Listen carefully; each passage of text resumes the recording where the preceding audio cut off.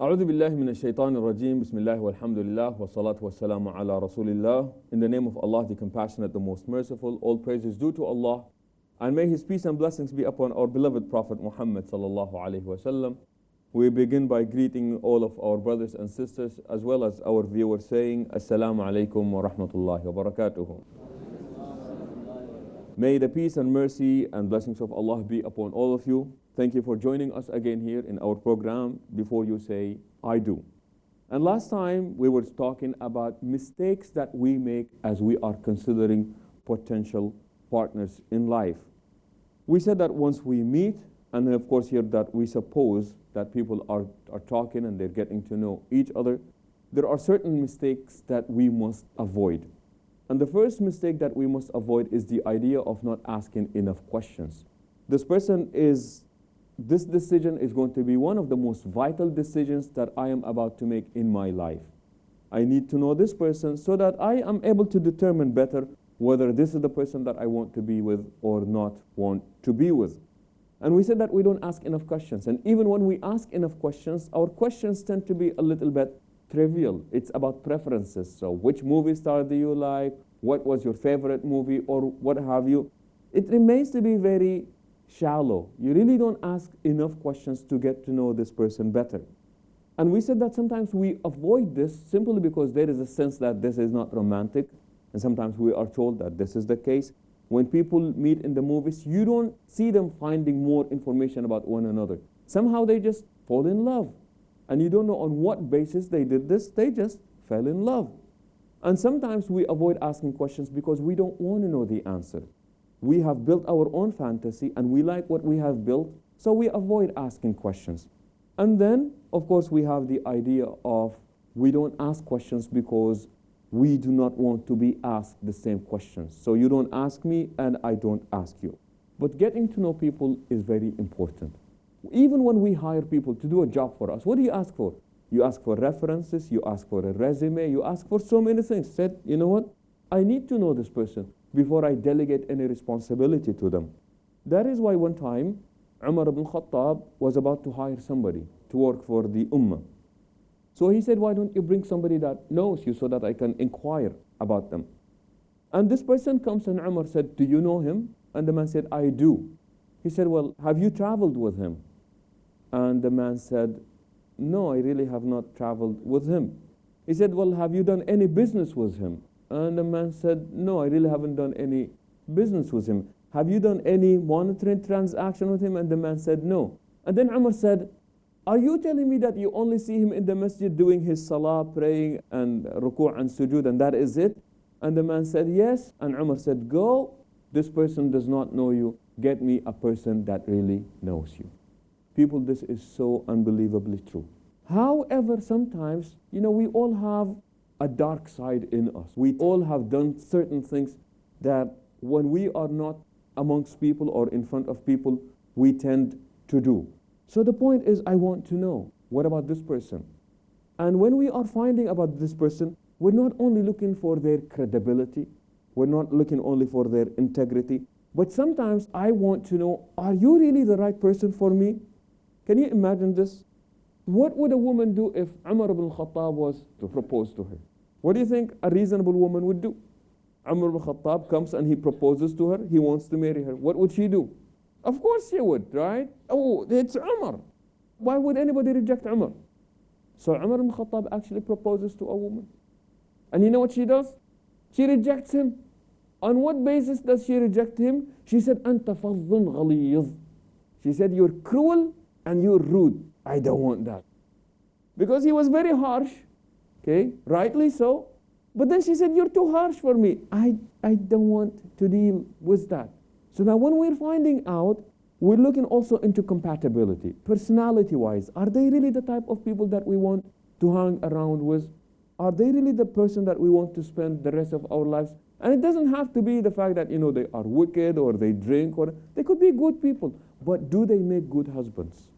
And even when they make good husbands, do they make a good husband for me? Does she make a good wife for me? See what I'm talking about? Usually, men, when we ask questions, you want to know, what does she look like? The most important thing to a man is what? What does she look like? Okay? And then immediately we either dismiss or we want to pursue that. But please ask questions and ask lots and lots of questions. And then we spoke about another mistake that people do is ignoring warning signs. And that is, as we go on daily basis, we are always displaying, we're making a statement about ourselves. So pay attention to this. Remember in the hadith when the Prophet ﷺ was about to appoint a man, and the man came and he saw the Prophet ﷺ kissing and hugging Al-Hasan and Al-Hussein, and the man said, "What are you doing, Prophet of Allah? I have 10 children. I have not kissed a single one of them." What was the response of the Prophet ﷺ? In one narration said, "Allah has snatched the rahmah from your heart." And then the other narration is what? If you are not able to display mercy to your own children, how can we expect you to display mercy to the ummah out there? This is somebody that was paying attention to what? To a warning sign. I've seen you doing something and now I'm really concerned. If this is how you are with your family, I better pay attention to how you will be with people who are not of your own family. Does this make sense? Okay. So the point is, do not ignore warning signs. Warning signs could be what? People getting angry, people using profanity, people easily provoked, people yelling. You see how the person treats his mother. You see how the person treats his sister. You see how the person treats his elder, or how do they treat children and what have you. But these are all warning signs that we pay attention to. It does not necessarily mean that we become dismissive, but rather what we want is, I need to consider this thing a little further. Another one that is very important is the idea of people making premature compromises. Here you are. You found a person and somehow immediately you want it to work. Even though you really don't know them enough, but what do you want to do? Or you immediately want it to work. So what do is that you make premature compromises. Why do I say premature? You don't know the person well yet. It is expected that once we get married, people would have to compromise. You know, I let go of this, you let go of that, so that we can have harmony amongst us. But you do this when you are determined that this is the person, we've gotten married, that's when I start doing my compromises. But sometimes people immediately make these premature compromises. Well, why and how? We immediately change or edit our own values and behavior or habits in hopes that we will appear to get along more harmoniously. You see how that can happen? We edit, we change, we alter, we modify our own values and behaviors so that it appears that we are getting along with people. And of course, that is not acceptable. And what happens is that when we do that, we do so to create an illusion that we are more compatible than we really are.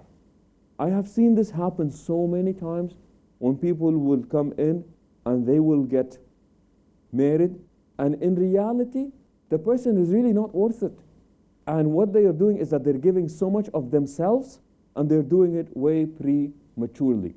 And that's why we say also when we do this, we lose our sense of self to create a false sense of harmony. And what happens at that point is we want to avoid conflicts, but we do it for the wrong reasons. So avoid making premature compromises. I want to know enough about this person to see whether I am willing to make these compromises or not wanting to make these compromises. Even though it may lead to avoiding conflicts, but in reality, you are giving part of yourself as well. Well, how do we do this? Number one, we allow ourselves to be pressured into things that we would not do otherwise. But now we feel that, you know what, we need to do that. We need to give in. Simply because it makes us feel that, you know what, there is harmony that is taking place. And of course, that is not acceptable as well. We do not speak up when we see the wrong. A person who is considering us or we're considering them, they'll be doing something that is wrong. Yet we keep quiet about it. And why do we keep quiet? Well, if I say anything right now, what will happen? They might change their mind. They might think that I am too aggressive. They might think that I am very difficult to handle. So what do? I choose to be quiet. But once I choose to be quiet, right there, I am already doing what? I am already, editing some of my values. I am giving up some of my sense of self. Or not disclosing our beliefs on controversial issues. So what do you think? I find out what you think so that now I think what you think. But in reality, I think differently. But what I do, for the sake of keeping this harmoniously, what happens? I don't speak up. I just agree with you. And sometimes we may even be pressured in participating in activities that we would normally avoid. You know, sadly, I have seen sisters, and this is really sad. I have seen sisters who took off their hijab. I have seen sisters who participated in parties and in free, loose mingling. And every time you say, but why? I said, you know, my husband would get mad every time we don't do it. My husband would be very upset. So I want to bring harmony into the house. So what we end up doing is that we end up giving one piece of us after another. So today I took off my hijab. Tomorrow I am doing this. The next day I am doing that. So we are being stripped away of the sense of ourselves. You don't want to do this.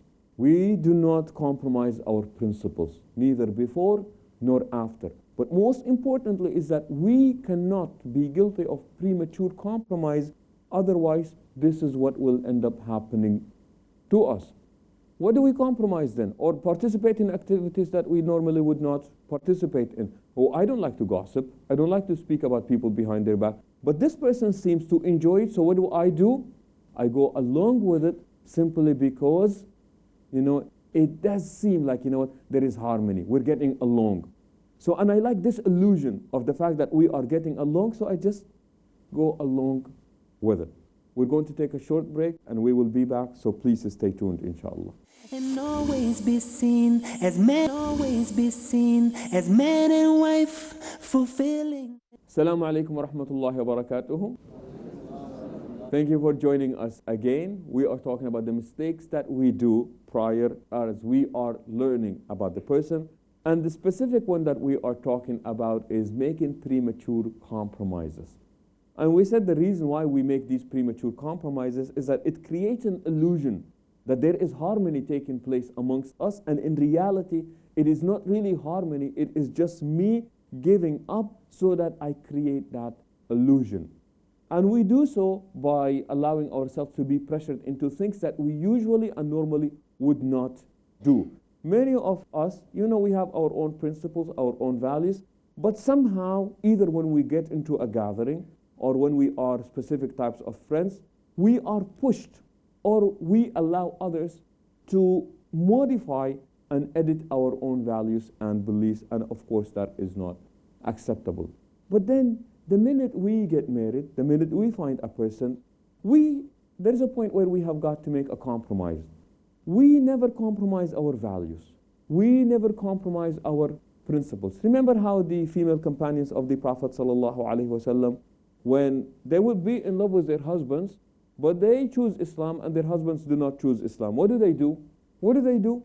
They would not give up their Islam, say, as much as I love you, but Islam is more important to me than you are. So never compromise your values or edit your principles just to please somebody else or to create an illusion that we are getting along. Do you see how that can be detrimental to the marriage? Only to the marriage, but to the character of the individual. It means like, well, what principles really do matter to you? What is most important to you? So we do not compromise this. What do we compromise then? We compromise our activities, we compromise our interests, we compromise our hobbies, we compromise, you know, these are the things where it's a matter of preference. And I compromise this simply because, yes, that will bring more harmony. That will bring in more peace into the house and amongst ourselves. So that one was, do not make premature compromise. Let's see if we can do one more. This is another one. Give in to lust. This is almost the biggest premature compromise that we can make. When we learn to see people with our heart and not just our eyes, we attract more compatible people into our lives. People, this statement is important. When we learn to see people with our heart and not just our eyes, we attract more compatible people into our lives. We give into lust simply because what I see, I only see with my eyes.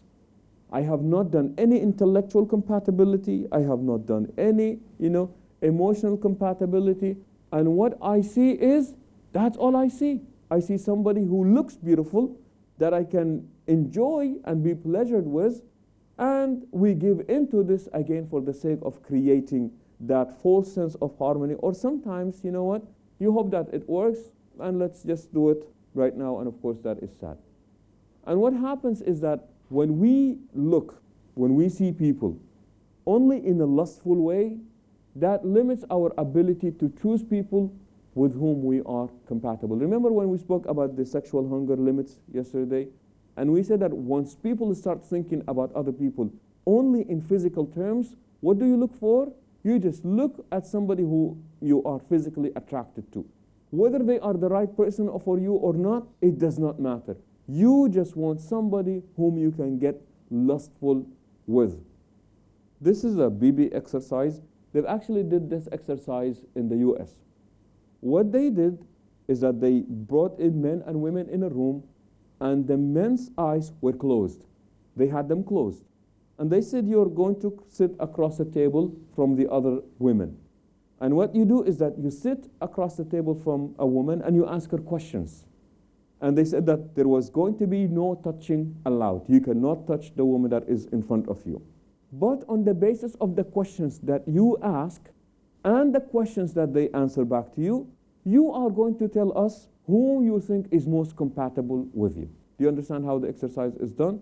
So men on one side, women on the other side, man asking question, women answering back, and then they rotate so that all the men have met all the women, and then they put down a number as to whom do they think was most compatible with them. Once the exercise was over, they chose all the women, or they told all the women to leave the room. Men, please open your eyes. Men opened their eyes, and they said, well, which one do you think was most compatible with you? And he'd say, oh, number 7, my God, she thinks exactly the same way that I do. She even chose the same words that I would choose, and I think that this is just most compatible person to me. So they said, fine, why don't you tell us about your physical preferences? What kind of physical appearance do you like?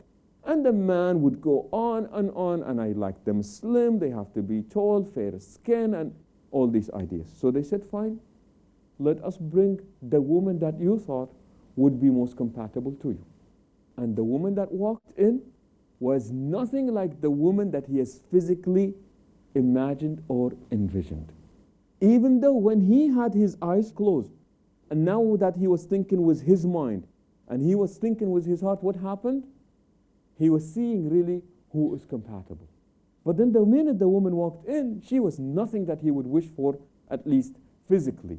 And he said, this is not the woman that I would want. But what happens is that sometimes we become blinded by lust as we are making these decisions. So the point is, do not give into lust. If you were to close your eyes, would you still want to be with this woman or with this man? And that is why the Prophet ﷺ say, when people choose to marry, some people choose only to marry for looks. And that is the end of it. But that does not keep a marriage together. Like we said the other day, we wrinkle, we age, we're not as attractive as we looked when we were younger, and what have you. So the point is, do not give into lust. Why not? It will be so silly for anybody to give into lust so immediately before they are intellectually and emotionally intimate. I see this sadly, I really don't know what the case is in your own area here, but I see it happening a lot in the West, within the Muslim community. And that is people giving into lust. And the motive is really the lust part of it. There is nothing intellectual about what is done. There is really no emotional commitment about what is taking place. What you see is just pure lust that is taking place. Remember, we will talk about attraction. Attraction is a big part of it. But it cannot be the only reason of why you want to be with this person, because that will eventually fade away. So what would keep people together when they're no longer attracted to one another? We've discussed 2 of them, inshallah, and now we will open the floor for comments or questions regarding the 2 topics that we have discussed. Should we marry the person we love or love the person we marry? Well, yesterday I was given the copyright of a quote right there. What does it say? You don't love me because I am beautiful. I am beautiful because you love me. Well, eventually, we would want to be in love with the person that we have married. We would want to be married to the person that we love. Remember the hadith of the Prophet sallallahu alaihi wasallam, "Lam yura lil mutahabbaini nikah." And then the Prophet sallallahu alaihi wasallam would even say to enhance that relationship by doing acts of love. For example, in the hadith, the Prophet ﷺ said, a person spending a golden coin for the poor, a person spending a golden coin for the orphans, and a person spending a golden coin on their family, which one brings you more reward? The one that you spend on your family. Now, supposedly, we all spend on our family, but the Prophet ﷺ is teaching us that do not belittle that which you do to your family. In the hadith, the Prophet ﷺ said, even it is a sadaqah to do what? To give a morsel, feed your wife. And she can feed herself. She knows how to do it. She's been doing it all along before she got married to me. But now, what is this expression? It is an expression of what? It's an expression of love. It enhances that relationship. In the hadith, the Prophet ﷺ, Aisha would drink, and then where would he want to drink from?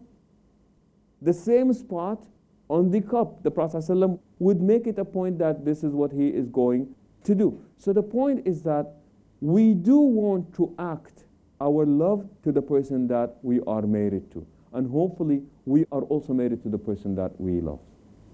There are sisters here who said that, okay, we are separated and Islam allows this. They're like, how we are sitting and women can see, even if the imam is standing over there and women can see him. But there were people who said, no, it's not necessary and let her be behind. Let them be behind. And even if they hear the brother, that would be enough.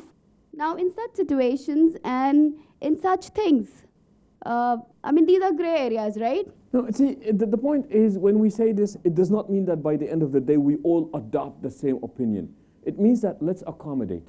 If we are able to accommodate, let us accommodate. If a sister really wants to be here, but she does not feel that this is proper, I would love for us to accommodate her in a different room because I want her to benefit from what is being said.